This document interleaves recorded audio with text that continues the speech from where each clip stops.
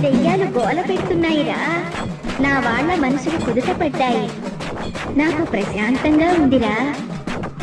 వేప తోరణాల చలవలో బాజా భజంత్రీలతో జాతర జరిపించుకోవాలందిరా. వెయ్యి లోకాల తల్లివి నీకు లోటేటమ్మా. నువ్వు తలుచుకుంటే ఆ దేవతలే దిగి వచ్చి నీ జాతర జరిపిస్తారమ్మా.